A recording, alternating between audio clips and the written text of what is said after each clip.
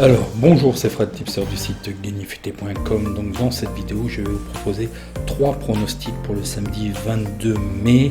Avant toute chose, nous allons voir les résultats, mais je fais tout de suite une petite digression par rapport à ce soir, un petit live à 18h30. Et vous allez vivre une expérience un petit peu unique. Je pense qu'en francophonie, je dois être le seul à être équipé de cette façon et d'utiliser ce type de plateforme. Donc c'est un test et c'est en vue aussi pour montrer aussi un futur sponsor ce qu'il est possible de faire. J'ai quelques petites idées, ce sera un petit peu un pilote pour lui montrer un petit peu ce qu'on peut faire. Donc voilà. Donc si vous avez un micro minimum, ça serait super parce que je vais pouvoir faire un tour de table, même si vraisemblablement tout le monde ne pourra pas interagir, mais je vous expliquerai. Et puis si vous avez une cam, et ben c'est tant mieux parce qu'on pourra aussi interagir. Mettez au moins votre photo sur le profil. Et en fin de soirée, on fera un petit selfie. En fait, il va reprendre vos... Si vous êtes en cam, eh ben, on aura votre photo. Et sinon, votre photo par défaut. Donc voilà, donc inscrivez-vous d'abord. Donc j'ai fait une erreur puisqu'il y avait un mot de passe sur le lien. Donc c'est bien linka.us/live Fred attaché. Vous inscrivez d'abord, mettez une photo minimum. Ça serait bien si vous ayez un micro et puis il faudra me faire un retour d'expérience de savoir si vous êtes intervenu par votre navigateur. Vraisemblablement, si vous voulez interagir, ça ne sera que possible avec le navigateur Chrome, mais Chrome est un petit peu trop intrusif. Je vous propose d'utiliser plutôt Brave, B-R-A-V-E. C'est un navigateur du même type que Chrome, mais il est moins intrusif. Et puis si vous avez une cam, et ben branchez-la, on va interagir. Donc je ferai une présentation, c'est quand même l'essentiel, une présentation avant le passage en abonnement mensuel du logiciel de Stat. Je répondrai à vos questions et puis je vous montrerai les nouveaux espaces membres qui arrivent, dont les prochains et les premiers services, ce seront les utilisateurs évidemment du logiciel. Certains attendent depuis un an, ils ont pu bénéficier d'une formation, mais c'est pas dans le vrai espace membre. Et là, je vais vous montrer aussi, c'est un truc vraiment super. Et ce seront des outils pour d'autres choses qui arrivent, les espaces privés et tout ça. Donc, je ne vais pas vous retenir plus longtemps. Allez, on attaque tout de suite les résultats. Donc, il n'était pas bon, puisqu'en fait, Chelsea, Leicester se sont quittés par un score de 2-1. Je vous avais proposé le under. Je pensais que Chelsea allait être beaucoup plus défensif, mais là, ils m'ont beaucoup plus dans la mesure où ils ont été beaucoup plus offensifs. Vraiment, là, il faut vraiment qu'ils jouent comme ça pour la finale contre City. Je pense que là, en plus, il a fait quelques petits réglages, notre ami Tuchel. Donc c'est pas mal, ça a été pas mal. Bon, un but de trop, donc notre pari est perdant. Et commençons tout de suite par le premier match pour l'avant-match futé du samedi 22. Donc 3 pronostics. Le premier est Berlin contre Leipzig. Donc voyons voir les données et le face-à-face. Donc pourquoi je vous propose, alors je suis quand même étonné à cette période de l'année de vous proposer encore des paris. Et effectivement, il y en aura 3. Pourquoi? Ce sont des enjeux pour l'accès à l'Europe ou pour se sauver. Donc le premier match sera Berlin-Leipzig. Mais je vais vous proposer aussi Mönchengladbach et Stuttgart après, puisqu'il y a des enjeux, ils peuvent attraper l'Europe, enfin le tour préliminaire. Pour ce qui est de Berlin, ils doivent quand même consolider leur place en tour préliminaire de Ligue Europa. Donc ils sont 7e avec 47 points, ils ont 1811 points et le rating. Et puis Leipzig n'a plus rien à jouer, mais ils ont 1968 points et le rating. Et j'ai des nouvelles par rapport à cette équipe qui laisse présager quand même un laisser-aller au niveau du jeu. Donc le classement domicile extérieur, mais voyons voir les données. Donc effectivement, ça alterne beaucoup, mais regardez aussi Leipzig alterne aussi beaucoup ses résultats. Donc Berlin gagne à 33%, ils font match nul à 42%, ils perdent à 24%, ils font des over plus 2,5 buts à 48%, des under à 51%, ils marquent en premier à 57%, ils encaissent en premier à 38%, un rapport négatif de moins 8%, ça alterne beaucoup trop. hein, beaucoup trop d'irrégularités. Il pourrait être beaucoup plus haut, il y a trop de matchs nuls, trop de défaites. Pour ce qui est de Leipzig, donc comme je vous disais, hein, le job avait été fait, donc il y a un petit peu plus de relâche et vous avez l'entraîneur qui annonce carrément de protéger les joueurs susceptibles de participer à la Ligue, à l'Euro. Donc il fait tourner, il gagne à 57%, ils font match nul à 24%, ils perdent à 18%, ils font des over plus 2,5 buts à 54%, dans under à 45%. Ils marquent en premier à 68%, ils encaissent en premier à 27%. Et un rapport négatif, c'est surtout sur la fin de saison, je pense qu'ils ont effrité le rendement. Le face-à-face domicile extérieur, donc Berlin est beaucoup mieux à domicile. C'est vrai que c'est assez étrange. Cette équipe perd tous ses points à l'extérieur. Voilà, ça perd pas à domicile.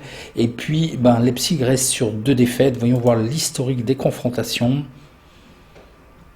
Donc une certaine alternance sur les dernières confrontations et une revanche à prendre sur l'année dernière puisque Berlin avait perdu 4-0 à domicile contre Leipzig. Donc voyons voir au niveau des données. Donc les low ratings je vous les donnais. L'alerte algo nous détecte le N, le 2, qui est des effectifs. Donc côté Berlin, il y a quand même 3 joueurs clés d'absents. Il y a un joueur, un milieu de terrain qui est suspendu. Un autre milieu de terrain qui est blessé, un attaquant, donc attention, risque de contre-performance. Mais là, il faut que c'est le dernier match, hein, il faut tout sortir. Il faut accrocher cette place en tour préliminaire de Ligue Europa. Donc le dispositif tactique sera probablement en 3-4. 1, 2. Pour ce qui est de Leipzig, c'est pareil et il a décidé de faire tourner, c'est ce que je vous disais.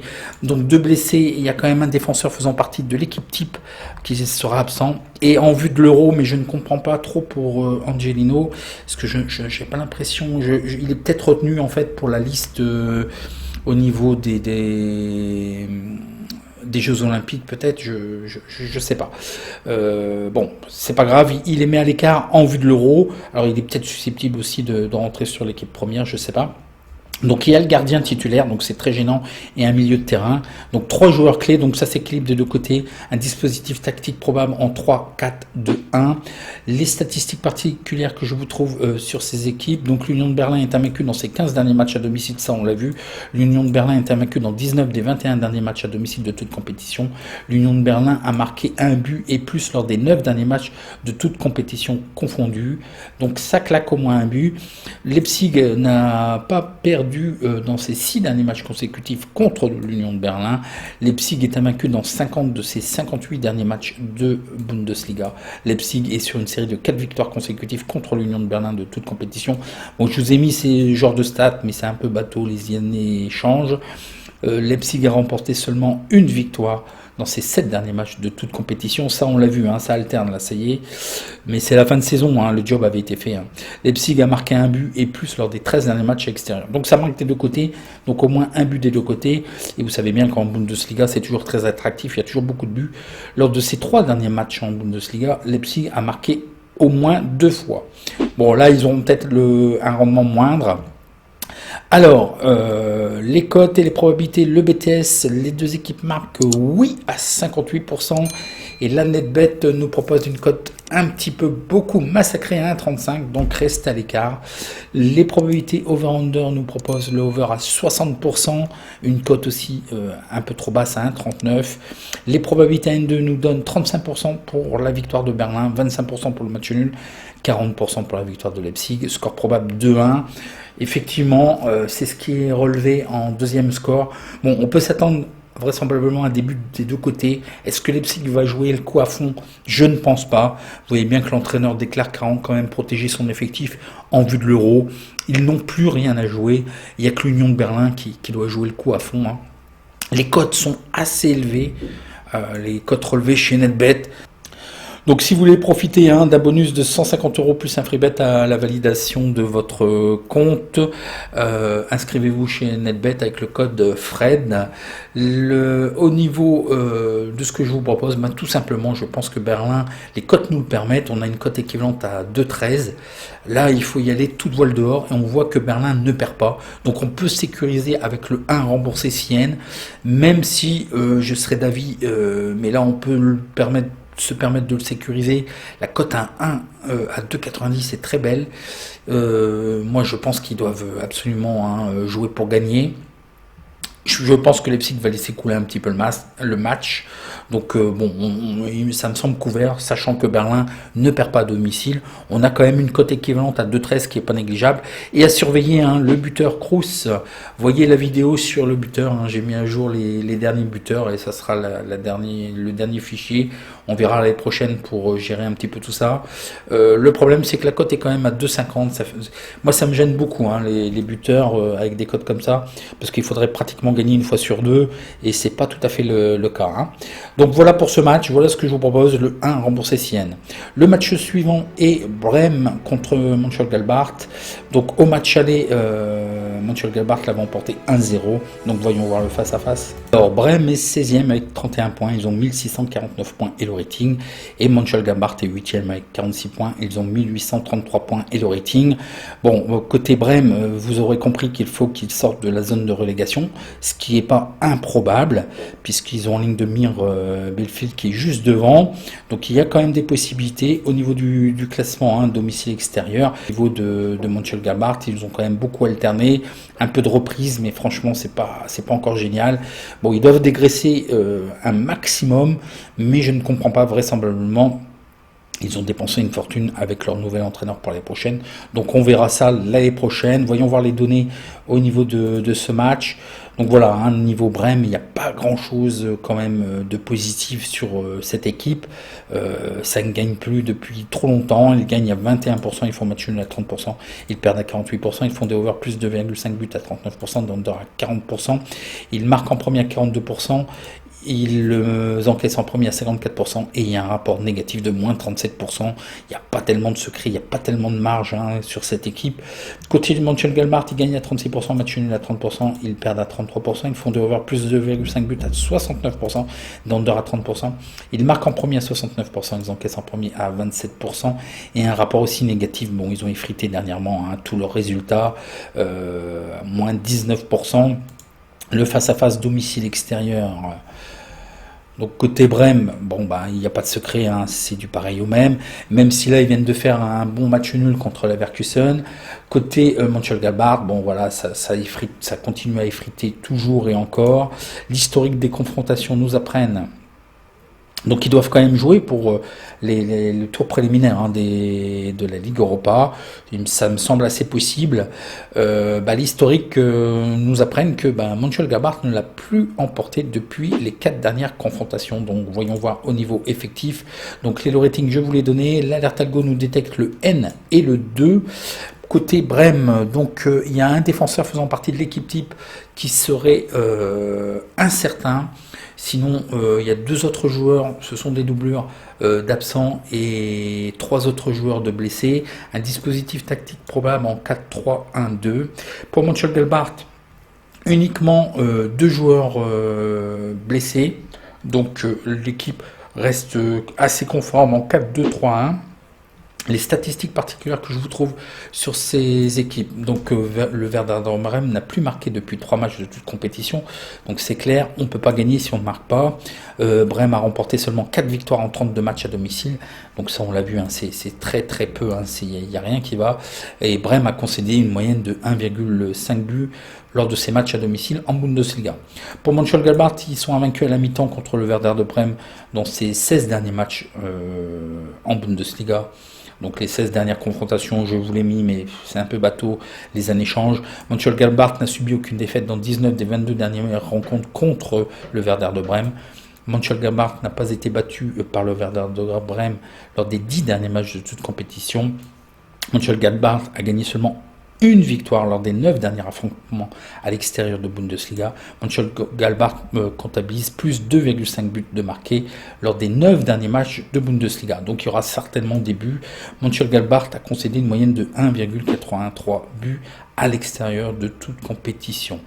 Les probabilités, le BTS, les 2 équipes marquent sur ce match. Donc oui, les 2 équipes marquent à 65%. Et là, la cote est beaucoup trop faible chez NetBet à 1,33. Le over et le under le under moins 2,5 buts à 61%. Donc là, il y a une divergence puisque NetBet nous propose le over à 1,37. Donc restez à l'écart. Les probabilités 1-2 nous donnent 27% pour le Werder de Brême, 30% pour le match nul, 43% pour Mönchengladbach. Score probable 1-2, donc 2-1 pour Mönchengladbach. Effectivement, c'est un score qui est détecté par le logiciel de stats en 5e position. Le 1-0, le 1-1, j'y crois pas trop, le 0-0 non plus. Peut-être 1-0, 2-1. Et je suis pas vraiment sûr, peut-être même un 2-0 pour Mönchengladbach. Les cotes, le relevé chez NetBet sont très intéressantes. Le N et le 2 est value. Donc n'oubliez pas le code Fred si vous voulez bénéficier d'un bonus chez NetBet. Quelques petites observations. Attention, peut-être selon l'avancement des autres matchs, en fait, le match nul pourrait suffire aux deux. Parce qu'en fait, Bielefeld va jouer contre Stuttgart. Stuttgart a besoin de gagner. Et dans ce cas-là, le match nul suffirait à Brême. Ils ont un meilleur goal à virage, en fait, que Bielefeld. Donc attention. Par contre, c'est pareil pour Mönchengladbach. Le match nul pourrait suffire. S'il y a une mauvaise performance de l'Union de Berlin, c'est pareil, ils passeraient devant puisqu'ils ont un meilleur goal à virage. Donc c'est pour ça, sait-on jamais, j'étais plus parti vers le 2, mais il faut couvrir absolument parce qu'on ne sait jamais, le match étant et venant, ils pourraient gérer tous les deux le match nul, ce qui ferait une très bonne opération. D'un côté, Brême serait sauvé et de l'autre côté, Mönchengladbach passerait devant l'Union de Berlin, mais ça va dépendre des autres matchs. Alors je vais vous dire, pour avoir le destin entre leurs mains, le mieux c'est que les deux gagnent. Mais sait-on jamais, je pense qu'on peut jouer ça, et en plus la cote équivalente est intéressante. Donc tout simplement, je vous propose le 2 remboursé CN.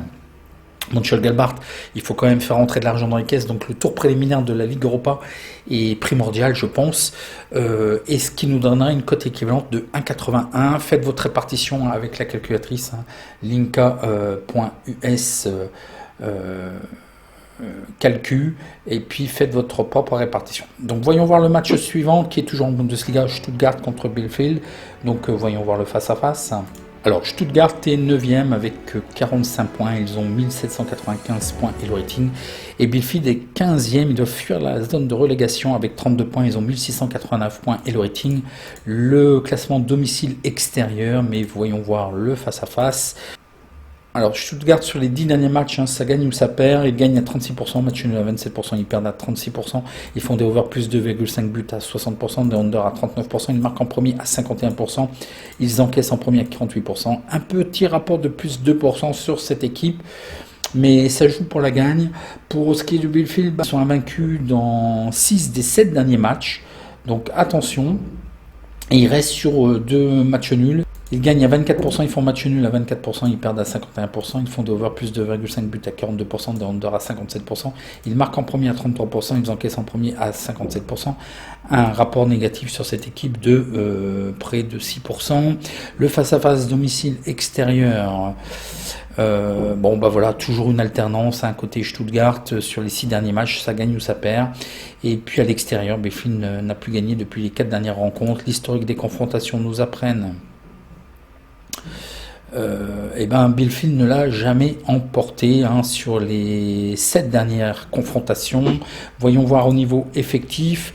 Donc les low ratings, je vous les donné. L'alerte algo nous détecte le 1 et le N. Côté des effectifs, côté Stuttgart, il y a quand même 6 blessés, dont 3 joueurs faisant partie de l'équipe type et un joueur suspendu. Un dispositif tactique probable en 3-4-2-1. Pour ce qui est de Bielefeld, 2 joueurs absents et un joueur faisant partie de l'équipe type, un défenseur qui sera suspendu, un dispositif tactique probable en 4-2-3-1. Les statistiques que je vous trouve sur ces équipes, donc Stuttgart a marqué un but et plus lors des 10 derniers matchs consécutifs à domicile de toute compétition. Dans les 3 derniers matchs à domicile de Stuttgart de toute compétition, il y a eu plus 2,5 buts. Pour ce qui est de Bielefeld, il a réussi à marquer un seul but lors des 3 derniers matchs à l'extérieur. Bielefeld n'a remporté que 2 victoires lors des 19 derniers matchs à l'extérieur de toute compétition. Bielefeld est invaincu dans 6 des 7 derniers matchs, ça on l'a vu, et Bielefeld a concédé une moyenne de 1,76 buts lors de ces matchs à l'extérieur. Les probabilités, le BTS, oui à 53%, et là les cotes sont beaucoup trop faibles à 1,33, donc reste à l'écart. Le over-le-under à 53%, le over, et là aussi toutes les cotes sont vraiment trop basses, à 1,30, à 1,40, c'est pas possible. Les probabilités 1-2, 60% pour la victoire de Stuttgart, 23% pour le match nul, 17% pour Bielefeld. Score probable aussi 2-1. Bon, le score n'est pas détecté. Je suis pas sûr que Bielefeld soit capable de marquer 1-0, 3-0. Je pense que Stuttgart va quand même se faire plaisir et va enfoncer le clou. C'est vrai que le 3-0 serait assez probant. Je pense que ça va jouer pour la gagne. Les cotes sont magnifiques côté NetBet, donc n'oubliez pas, si vous voulez profiter d'un bonus de bienvenue, le code Fred. Donc qu'est-ce que je vous propose? Les deux doivent gagner et sortir de la zone de relégation pour Bielefeld, et puis la place de Ligue Europa pour Stuttgart. Donc ça va être un match quand même assez ouvert. Je vais jouer quand même la sécurité. Moi, je vois plutôt Stuttgart. La cote est belle. Stuttgart à 2,42, mais je vais sécuriser, sait-on jamais. Donc on aurait une cote équivalente, donc le 1 remboursé CN avec une cote équivalente à 1,77. Donc ce sont deux paris simples. Donc n'oubliez pas, voilà, c'était le dernier pari. N'oubliez pas votre petit like si vous avez apprécié. Je réponds à vos questions en commentaire. Et n'oubliez pas, je vous attends ce soir à partir de 18h30 pour une participation d'une expérience unique, mais aussi une présentation du logiciel. En même temps, ça va me permettre d'utiliser ce système et cette plateforme. Vous me direz ce que vous en pensez. Donc n'oubliez pas de vous abonner. Voilà, vous tombez sur, une fois que vous cliquez sur le lien linka.us/livefred, vous tomberez ici, vous vous enregistrez. Profitez pour mettre à jour peut-être la photo sur votre profil. Comme ça, bon, on fera un petit selfie, et même si vous n'avez pas de cam, c'est pas grave, on prendra votre photo. Et puis, voilà, je vous donne rendez-vous à 18h30. 30 minutes de présentation, 30 minutes s'il y a des questions. J'ai invité tous les utilisateurs du logiciel s'ils veulent participer aussi. Bon, ça va moins les intéresser côté présentation, mais avoir leur retour d'expérience. De toute façon, je vais faire quelques petites annonces aussi pour eux. Ce ne serait que l'espace de formation est ouvert. Je vais leur montrer plus en détail. Il y a juste quelques petits soucis encore. Je vous expliquerai ce soir. Donc voilà pour cette vidéo. Je vous dis à ce soir à 18h30, je vous attends nombreux, et venez aussi faire un test avec votre téléphone si vous avez uniquement la possibilité de vous connecter par téléphone. Je ne sais pas s'il y aura un replay. Je vais essayer de diffuser en direct, mais vous ne pourrez pas interagir avec moi si vous n'êtes pas enregistré sur la plateforme. Je vais diffuser normalement en live sur Facebook et en live sur YouTube, mais je jeterai un œil peut-être sur les commentaires. Mais l'idéal, ça serait de rentrer sur la plateforme. Allez, je vous dis à ce soir, et en attendant, bon match.